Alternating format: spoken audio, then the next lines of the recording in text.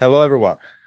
Welcome to the last episode, as we're going to call it today, the outro of Tech Odyssey podcast season one. My name is Luka. I am the CEO and co founder of Docere Health. What we're doing with Docere Health is we are creating a new AI infrastructure for family physicians in Canada. But today, as you saw all these 12 weeks now, I'm not here to talk about Docere Health. I'm here to talk about the summary of Tech Odyssey podcast, this new initiative that I have taken with the help of Microsoft for startups and especially Microsoft Reactor. These initiatives to create content from founders to founders. And as part of that content, there are events that we host in Toronto together. There are a lot of different workshops that we host, but most importantly, it's also this podcast, which the goal is to challenge knowledge. While I was talking to a lot of friends of mine who are academics, professors, one of the things that they teach their PhD students in majors like philosophy or economics or even psychology, which are majors that you have a lot of thinking behind it, the main thing that they teach them is never be scared or afraid to challenge knowledge, to push the boundaries of knowledge. So that's what I tried to do during this season, and I think we accomplished that. I want to thank for all this season Niagara Falls Innovation Hub for making this happen and helping us with a studio for all the startups in the region. Please check it out. You can email and you can check it out on Instagram or LinkedIn. Niagara Falls Innovation Hub. They host a lot of events, but also they have an incubator in which you can be part. The name of the incubator it's called Investor Readiness Program. I want to thank uh, True Designs for this beautiful T-shirt that they made for me today, and for all the T-shirts that they made for the guests during these 12 weeks, and of course, Valid Entertainment for making this happen. Amazing guys.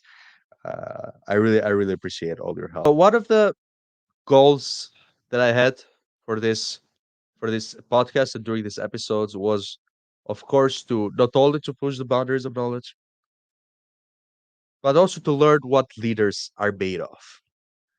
We had incredible leaders. We had people that have been through a lot, people that were immigrants and came here and just created a startup or became technology gurus in a way, right? People that didn't go to college, dropped out, guests that even I don't know, went into politics after a lot of years into the business without any uh, aspiration to become politicians. But when we analyze all the patterns, and when I did a little bit of analysis before coming here, there are two major values that I see in all of these similar guests and similar leaders that we had in these 12 weeks. And it comes all from the childhood, when a lot of psychologists even say that the personality of the adult starts before they even turn 5 years old, or sometimes even before they turn 1 year old. So there are two major values and major patterns that I saw into all of the guests. The first one is sacrifice. Most of them went through a lot when they were kids, uh, through a lot of challenges, through a lot of maybe their parents were divorced, or maybe they were very poor, or they tried they tried moving around through the country.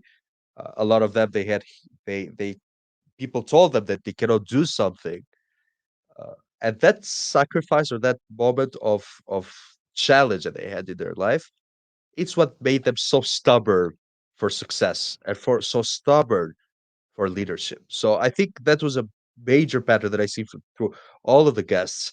But the second one that was even more important is curiosity, curious individuals. And I say this not only for the guests. I actually had an idea, and I had a kind of like a inspiration behind it, even for myself, when I when I go back when I was a kid, you know, and I read a lot of the Walter Isaacson books, and he mentions that Walter Isaacson is an author that writes a lot of biographies.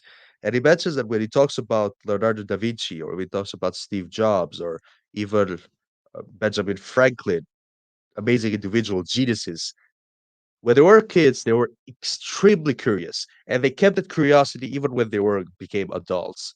So again, a similar pattern that we saw in a lot of the guests, especially the ones that were tech entrepreneurs. You know, the first we started the season with a dear friend of mine, Dr. Agustino Mena, who is also my investor in my company, and we talked about how he was an immigrant from Italy. His parents came down here, and they were working very hard, and that they taught him that hey, university is what you have to do for the rest of your life because academia, that's how you can become wealthy and you can become successful with that is the easiest way to success. But then he went to academia, he became a professor, economics professor, entrepreneurship professor. He did a lot of research in entrepreneurship, but then he understood, hey, maybe I should go into more industry focused. And that's why he became a venture capitalist, VC. He invests now in startups, he invests in early stage startups. And that's how I met him. He was my professor first, and then he became my investor. As a second guest, we had Murray. Amazing episode. Murray was very poor when he grew up. He was extremely poor. He went to university, same thing. He went to university, but then he understood it very early that, hey, university is not for me. He moved to San Francisco when he got a job at the beginning in tech. And then that after that job, the entrepreneurship, the tech entrepreneurship life of him started. He raised in his first company around $100 million from Intel, from big investors. And then he sold that company. He became CEO of public companies twice. uh, he worked for Microsoft as head of incubation, and now he's trying to reinvent uh, politics, which is a very ambiguous goal to do. But he's doing that through Citizen, and he's being very successful in doing that. As a third guest, we had King Song, another guy, another individual, much younger than the both first guests. Uh, he dropped out of university. He dropped out of University of Waterloo. He became a Y Combinator founder in San Francisco, and he saw that the difference of the culture and the mentality that SF has compared to Toronto, compared to Canada, or compared to more traditional countries like even in Europe or even in Asia, where he originally comes from. Uh, and now he's creating another startup, Far Out Scout, whereas he's helping a lot of other companies hire people. Amazing episode. I really suggest you guys to watch it, especially the younger generation that listens to the episodes. Uh, the fourth one, which was one of my favorites, was with Danielle Stretchman. Uh, Amazing individual too. She was a co-founder of Peter Thiel Foundation. She learned a lot. Peter Thiel Foundation is a foundation that gives $100,000 to all the young individuals under 22 years old. You have to be under 22 years old, just with an idea. If you have something very novel that you want to build, they tell you, hey, you have to drop out, come to SF, give you $100,000 and the connection of Peter Thiel, who is a billionaire of California, and you can start building it. Danielle, after that, he created even her own fund, 1517 fund in again in San Francisco and San Diego mostly, but she also did the same logic. She invests in renegade scientists, in dropouts, and highly smart individuals who are relatively in a younger age. Uh, what we learned from Danielle is that you know it's hard to be a female VC, and it's hard to be even like you know going to a mediocre slash not very good college and then playing with the big boys. But it's definitely a great experience. And we have seen that she invested in a lot of great founders like Vitalik Buterin from Ethereum, H1, H1 founders, Figma founders. So it's she had an amazing success stories with that. Uh, the fifth one was very special. We had a change in last minute with another guest. And for 5 minutes, I went to the Niagara Falls Innovation Hub and I said, hey, who is going to be my replacement guest because I really needed someone to be there. I couldn't do the episode otherwise. So I found a great guy, a good friend of mine actually before, but he said immediately, "Luca, I'll be the one." Yes, the true entrepreneurial spirit. His name is Luis Ortiz, uh, immigrant from Colombia, went to US, studied in US in Arizona, worked in business for most of his life, came to Canada, started Infinite Harvest, which is a very interesting startup more in the biotech energy space.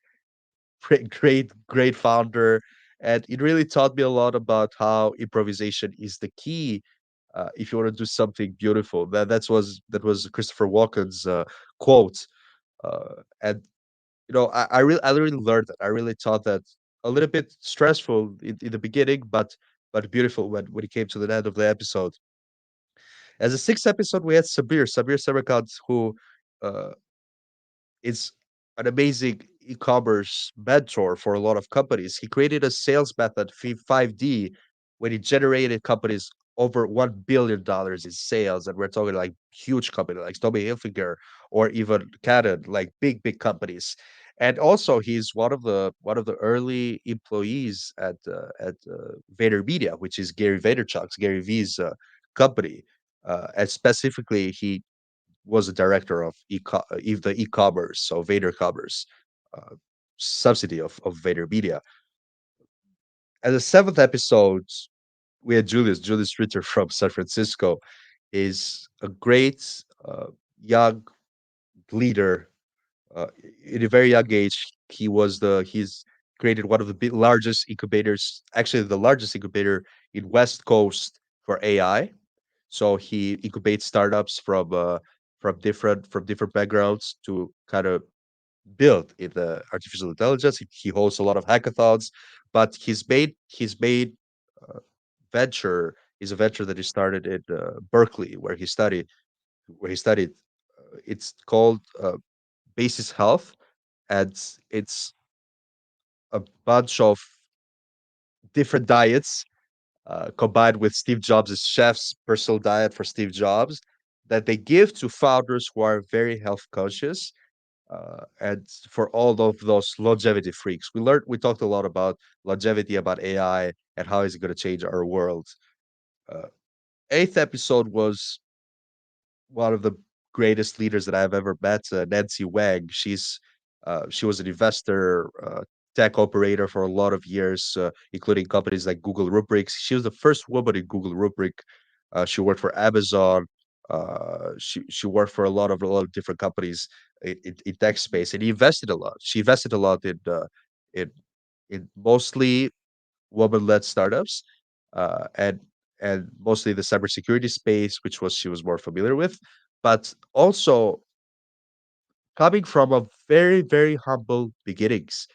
Her family came from China. She suffered pretty much for in their elementary school, in the high school, not a lot of money. Her dad was a professor. When she came here, when they came here all together as a family, he just worked as every other immigrant, right?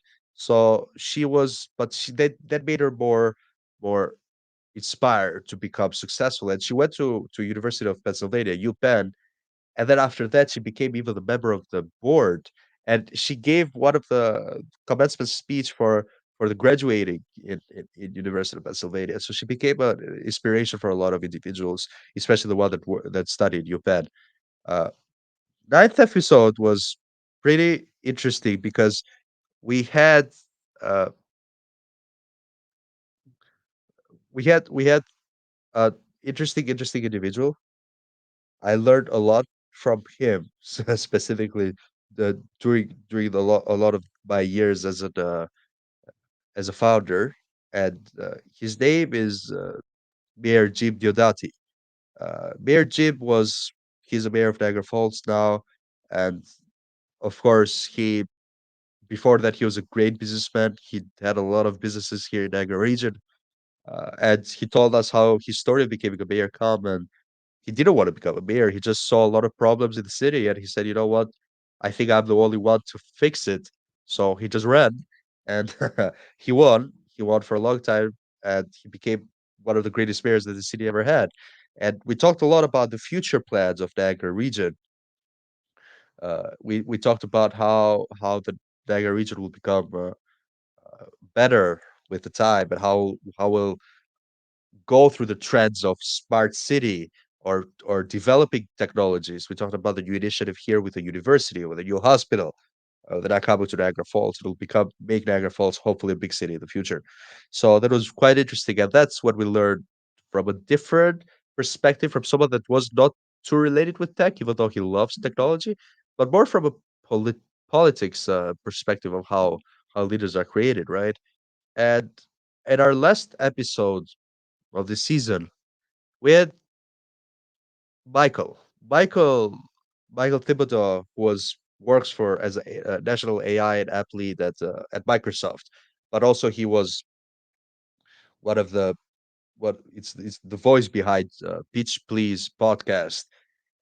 He loves startups. He loves technology. So we learned through his experience about how in this world of AI and a lot of these AI startups that are coming coming out of universities, coming out of young individuals, but also people that have a lot of experience. How these AI startups can have some competitive advantage, how they can reach the product market fit, because it's a very big thing. And also we talked about what are the trends in technology of Microsoft, what are they going to focus in the next 10 to 20 to 30 years. So we had great individuals, renegades, weird people for a lot of traditional thinking, non-conformists, but again, uh, all of them had something in common. Most of them had a lot of challenges in their life, and they learned how to overcome it. They didn't listen a lot to what people had to say about their different paths. They had a vision, and they followed that vision. So with that comes the ending of this season, season one of Tech Odyssey podcast. There's a quote that comes into my mind that says, the endings are usually the new beginnings. So we'll come with a season two very soon, hopefully in the fall. And it will be different format, different topics, different people, maybe even different goals. But the energy and the vision will be still the same. So thank you so much for everyone listening to amazing 12 weeks. This is the 12th week of of Tech Odyssey podcast by Microsoft Reactor. Please, I want to have a moment for you guys to check out the survey link. I want you to give some feedback on what you want to see, which guests do you want to see in the next season, what focus we should have. We love your ideas, and I want to make sure that everything is in place when for the fall. I know that this maybe this is something that it's not very special for you, but uh, for sure, this journey and this adventure was very special for me. It was the first time that I go in camera and I actually have a proper studio and a proper podcast and to share my experience in tech, but also in entrepreneurship as a field. So for the last time for this season, Luca from Niagara Falls is out. Thank you so much.